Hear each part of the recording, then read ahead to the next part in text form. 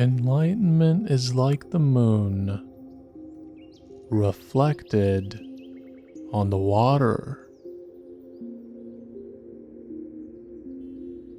The moon does not get wet, nor is the water broken. Although its light is wide and great, the moon is reflected even in a puddle an inch wide. The whole moon and the entire sky are reflected in one dewdrop on the grass.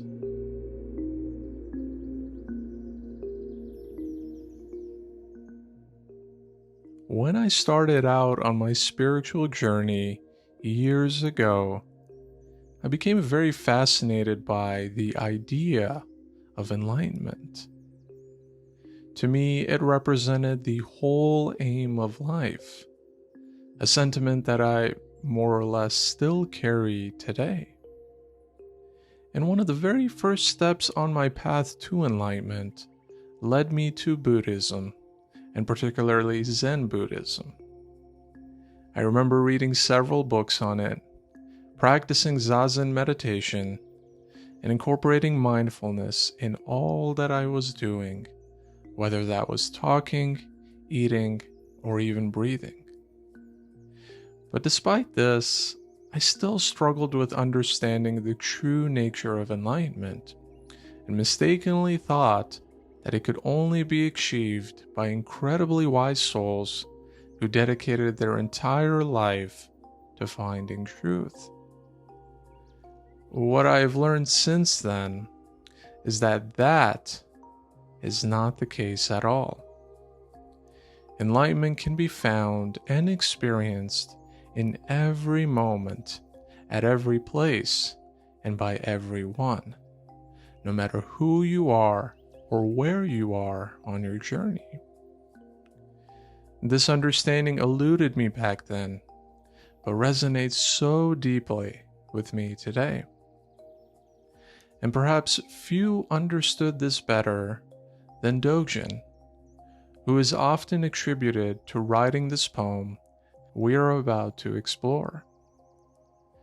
Dogen was born into a noble family in 13th century Japan and showed an early interest in Buddhism. His deep interest led him to China to study Zen Buddhism, which went on to have a significant influence on his thinking. When Dogen returned to Japan, he started to teach and write extensively, spreading his unique interpretation of Zen Buddhism. And although I won't go into too much detail about his background or life story, I believe it's important to understand some of his teachings to help us better understand the wisdom of this poem. At a very high level, Dogen emphasized the importance of experiencing reality directly through meditation, rather than just relying on scripture or intellectual understanding alone. He emphasized the concept of just sitting or just being in Zazen, where you basically just sit and allow all your thoughts and sensations to arise without any judgment or attachment.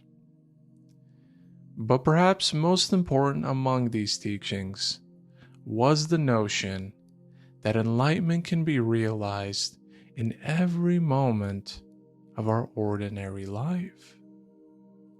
You can be cooking food, talking to a friend, or sitting by a pond or lake, and you can experience enlightenment. It's not so much the mood, place, or situation you are in, but how you look through something rather than at something.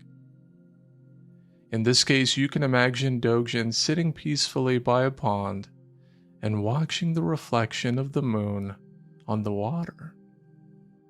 Now, some of us might find this experience to be incredibly boring. Others might find it relaxing, but perhaps for only a few moments. But how many of us will truly find enlightenment? And that is what we're about to explore today in this video. So with that background in place, let's dive into the actual poem itself and see what Dogen is really talking about. The poem starts with this beautiful analogy of the moon reflected on water, which is a common metaphor used in Zen to symbolize enlightenment. In particular, the moon represents the awakened mind, and the water represents the ordinary dualistic world of appearances and form. The reflection that we see on the water is just an illusion. The moon is not actually in the water, and the water is not actually being affected by the moon. This is the meaning of the second line of the poem, where Dogen says that the moon does not get wet, nor is the water broken. Now, we obviously understand this, but imagine a toddler or infant who has just begun this life journey. They may not have developed this understanding yet.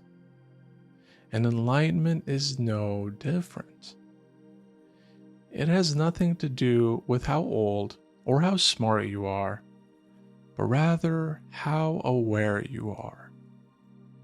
Someone who has just begun their spiritual journey is like the infant who thinks that the moon is actually in the water. But a wise soul like Dogen understands that the moon can never get wet, nor can the water ever be broken. So, what's the difference between the two? Well, the unenlightened person sees duality in everything around the world, whereas the enlightened person, such as Dogen, has transcended all forms of duality. They have even transcended their sense of self or ego to see beyond all these reflections and illusions. This is obviously not something we can talk or reason or think about. It's something we have to personally experience. And it's no surprise why Dogen uses the natural world to convey this very important point. As I've talked a lot about before, being in nature helps us become more still and to see the true nature of reality, not the image that our mind creates. Enlightenment is beyond all the changing circumstances of this world. It's beyond all the dualities of this world. You can find enlightenment when you're happy or sad. You can find it when it's sunny or cloudy. The label or situation does not matter, because the distinction does not matter. The duality does not matter. Once you see beyond these dualities, you will find enlightenment. Then we get into the next two lines, which beautifully express how enlightenment can be found even in the most smallest or ordinary things. Dogen is saying that even though enlightenment is this all-encompassing and all-pervading state of consciousness, it can manifest itself in even the most mundane and ordinary aspects of life. Just like the expansive light of the moon can be reflected in even the smallest puddle. This is why I say that you have to go beyond duality. If you're like the younger me, the younger Najim, you will see yourself as the subject and enlightenment as the object or destination to be attained. Anything that doesn't meet your strict criteria of enlightenment gets easily dismissed, and you slowly start to become narrow-minded because you have this idea or thought of what enlightenment is or should be. And in your narrow-mindedness, you slowly lose sight of the fact that enlightenment has been here all along. Everywhere and in everything, even in a drop of dew. And this is the entire crux of the whole poem. Enlightenment is not something that is separate from our ordinary lives or something that can only be achieved in certain conditions. It is everywhere and in everything, including you, as long as you are willing to see beyond the duality created by your mind. So, I hope you enjoyed this delightful poem that explains so simply and clearly the nature of enlightenment. I would love to hear your thoughts on the poem, or just enlightenment in general, because we can all learn and grow from one another.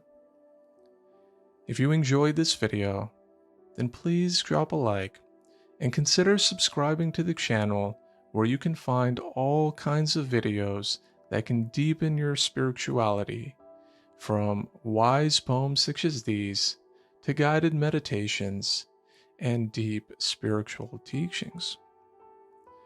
But for now, thank you for watching, and I hope to see you again on another one of these videos.